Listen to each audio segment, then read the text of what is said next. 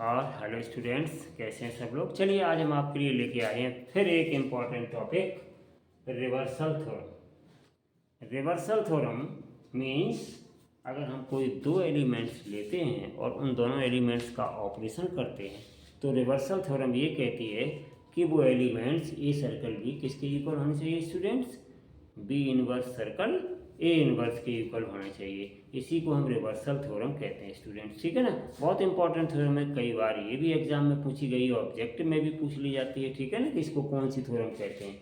उसका स्टेटमेंट लिख दिया और पूछ लिया आपसे स्टूडेंट्स कि बताइए इस थ्योरम का क्या नाम है, तो ये कहलाती है रिवर्सल थ्योरम। रिवर्सल का मतलब होता है स्टूडेंट्स हम एलिमेंट्स को चेंज करके ऑर्डर में लिख दें, ठीक है ना, last to first.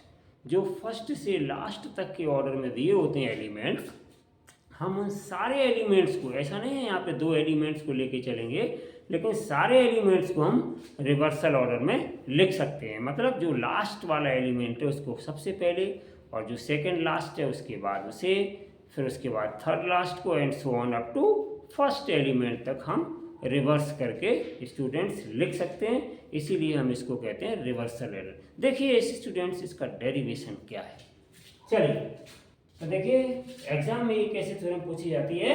Prove that the inverse of the product of two elements of a group G is the product of the inverse taken in the reverse order. Reverse order में take up करते हैं, ठीक है students. तो देखिए, या फिर हम इसको ऐसे भी लिख सकते हैं, if a comma b be the elements of a group g comma circle, circle यहाँ क्या है students, binary operation, then prove that a circle b का inverse equals to b inverse a inverse, b inverse circle a inverse, ठीक है ना students. तो यहाँ पर सर्कल बाइनरी ऑपरेशन के द्वारा ऑपरेट हो रहा है, और यहाँ पर देखिए यहाँ पर b पहले था एलिमेंट, तो b इनवर्स बाद में था, तो यहाँ पहले लिखा गया, और जो पहले था वो बाद में लिखा गया। इसी को कहते हैं रिवर्सल थ्योरम स्टूडेंट्स, ठीक है ना। इसका हम प्रॉब्लम्स में भी यूज करते हैं रिवर्सल थ्योरम का, जब हमें जरूरत पड़ जाती है। तो चलिए स्टूडेंट्स हम इसको स्टार्ट करते हैं कि दो एलिमेंट और उन दोनों एलिमेंट्स के इनवर्स, ठीक है ना, let A inverse and B inverse be the inverse of A and B respectively. हमने ले लिया स्टूडेंट्स कि ए इनवर्स और बी इनवर्स टू एलिमेंट्स हैं स्टूडेंट्स, किसके, एलिमेंट ए और एलिमेंट बी की, ठीक है ना। तो उसके बाद let A B belong to G, हमने मान लिया कि ये एलिमेंट्स किसके थे, जी के एलिमेंट्स हैं। तो इसका मतलब क्या है, ए इनवर्स और बी इनवर्स भी जी को बिलोंग करेंगे स्टूडेंट्स, ठीक है। क्यों, क्योंकि ये ग्रुप जी के एलिमेंट्स हैं स्टूडेंट्स, ठीक है ना। तो चलिए now we take two elements A B of a group G and their inverse A inverse and B inverse, and then the product is given by this students, a circle b, ठीक है ना, और circle b inverse circle a inverse, ठीक है ना। इसका हम बाद में यूज करेंगे। तो देखिए इसको स्टूडेंट्स हम सॉल्व करेंगे पहले, ठीक है ना। तो इसका ये प्रोडक्ट हम सॉल्व करेंगे पहले, तो क्या हो जाएगा स्टूडेंट्स यहाँ पर ध्यान दीजिए, a सर्कल और b सर्कल b इनवर्स और सर्कल a इनवर्स स्टूडेंट्स। इसमें हमने कौन सा रूल अप्लाई कर दिया इसको लिखने में students, by associative law. By, ये कौन सा रूल है यहाँ पे,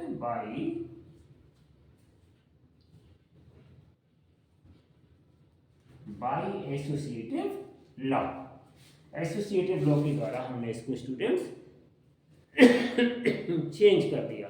अब देखिए यहाँ पे स्टूडेंट ये लिखा है बी सर्कल बी इनवर्स, तो देखिए हम क्या करेंगे स्टूडेंट्स, ए सर्कल और इस बी सर्कल बी की इनवर्स की जगह ई लिख दिया हमने स्टूडेंट्स, और सर्कल ए इनवर्स। क्यों, क्योंकि A circle since A circle A inverse बराबर ई होता है, तो implies B circle B inverse बराबर भी स्टूडेंट्स ई हो जाएगा बाई इनवर्स एच। तो यहाँ पर हमने इसको चेंज कर दिया, तो बी सर्कल बी इनवर्स की जगह स्टूडेंट्स हमने ई लिख दिया, बकाया आपका एज इट इज जैसा था। अब देखिए स्टूडेंट्स ए सर्कल ई क्या होता है, अगर हम इस ए सर्कल ई की बात करें तो सिंस ए सर्कल बी बराबर क्या होता है स्टूडेंट्स, ए होता है, ठीक है ना। तो ए सर्कल ई की जगह हम ए लिख सकते हैं स्टूडेंट्स, किसके द्वारा, by identity axiom, by identity axiom, by identity axiom. इस आइडेंटिटी एक्सियम के द्वारा हम यहाँ पर चेंज कर सकते हैं। तो ये आपका कितना आ जाएगा स्टूडेंट्स, ए और सर्कल और ये ए इनवर्स। अब देखिए students, A circle A inverse क्या होता है, ई के बराबर होता है, तो इसलिए हमने इसको लिख दिया ई स्टूडेंट्स। तो देखिए हमारे पास क्या रिजल्ट आया यहाँ पर, ध्यान दें, यहाँ पर हम लिख सकते हैं, ठीक है ना स्टूडेंट्स, क्या लिख जाएंगे, ये ई आ गया, ई यहाँ पे लिख दो पहले, और यहाँ पे हम लिख सकते हैं, तो इम्प्लाइज ए सर्कल बी और circle B inverse circle A inverse, ठीक है ना स्टूडेंट्स, और ये बराबर आ गया ई स्टूडेंट्स, ठीक है ना। अब हम इसको नंबर 1 डाल देते हैं स्टूडेंट्स, ठीक है, ये नंबर हो गया आपका 1, इसको हम नंबर 1 डाल देते हैं स्टूडेंट्स, ठीक है ना। अब इसके बाद नंबर 1 हमने इसको डाल दिया स्टूडेंट्स। अब इसी प्रकार से हम दोबारा से लेंगे इसको रिवर्स ऑर्डर में, किसको, इस वाले पार्ट को रिवर्स ऑर्डर में लेंगे स्टूडेंट्स। देखिए ध्यान पे, ये जो चीज थी आपकी, इस वाले पार्ट को हम दोबारा रिवर्स ऑर्डर में लेंगे। रिवर्स ऑर्डर का मतलब पहले हम ये वाला पार्ट लिखेंगे और फिर ये वाला पार्ट लिखेंगे, मतलब now taking in reverse order.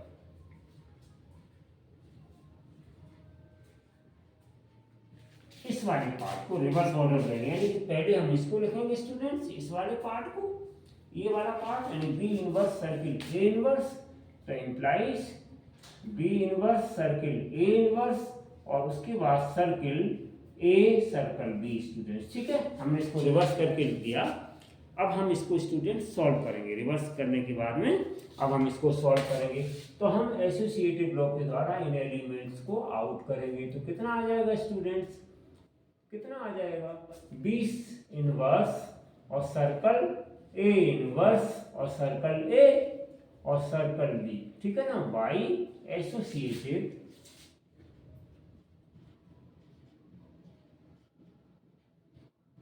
Law या प्रॉपर्टी स्टूडेंट, ठीक है ना।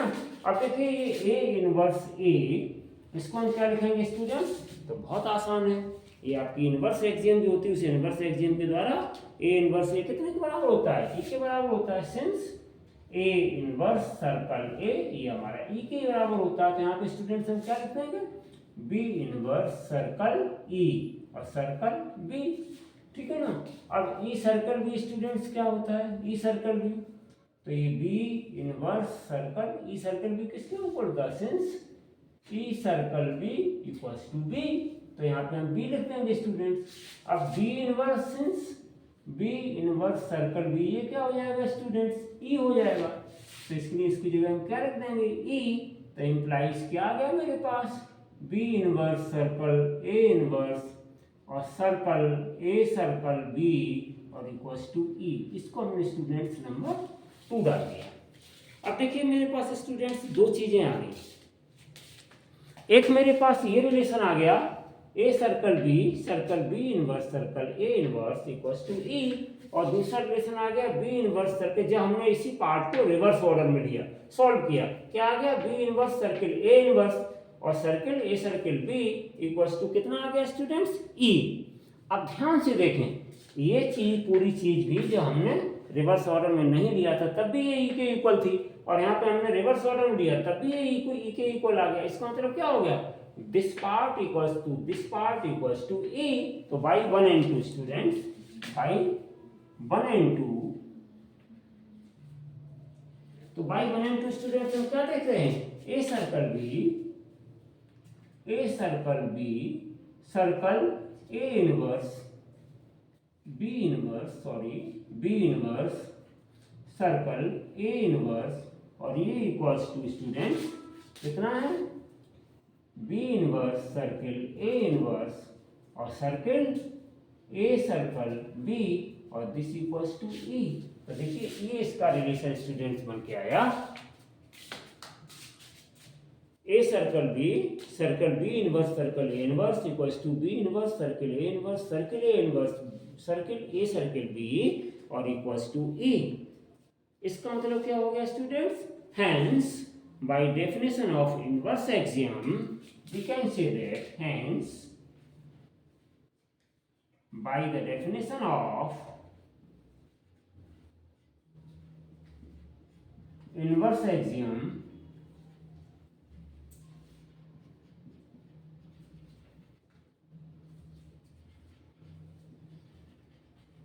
we can say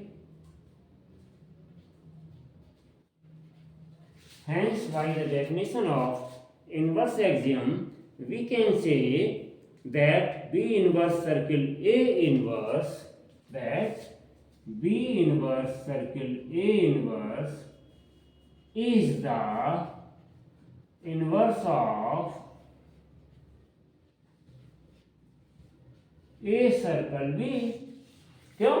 क्योंकि इनवर्स एग्जियम मेरी क्या कहती है, समझ गए होंगे कि A inverse A equals to A inverse equals to E किसके द्वारा, A inverse A by A inverse A, ठीक है ना, equals to E equals to A circle A inverse. ये इस एग्जाम के द्वारा हम इसको कहते हैं, ठीक है ना स्टूडेंट। और implies in other words we can say that A circle B का इनवर्स और ए सर्किल बी का inverse students B inverse circle A inverse. तो ऐसे भी हम लिख सकते हैं इनको इस तरीके से, ठीक है ना स्टूडेंट। तो यही हमें प्रूव करना था। तो ये हमारी थी रिवर्सल थ्योरम। रिवर्सल थ्योरम अब आपको समझ में आ गई होगी स्टूडेंट। बहुत ही सिंपल और बहुत ही इजी वे में हमने इसको एक्सप्लेन किया, डेराइव किया। आई होप स्टूडेंट्स कि आपको बहुत अच्छे से समझ में आया होगा। अगर हमारी वीडियोस आपको अच्छी लगती हैं स्टूडेंट्स तो उनको लाइक करें, शेयर ज़रूर करें, जिससे कि आपके साथ के सहपाठी, आपके क्लासमेट्स हैं, उनको ज़्यादा से ज़्यादा बेनिफिट्स मिले और वो बिना कोचिंग के ही आप अपनी पूरे पाठ्यक्रम की तैयारी कर सकें, ठीक है। Thank you for watching this video.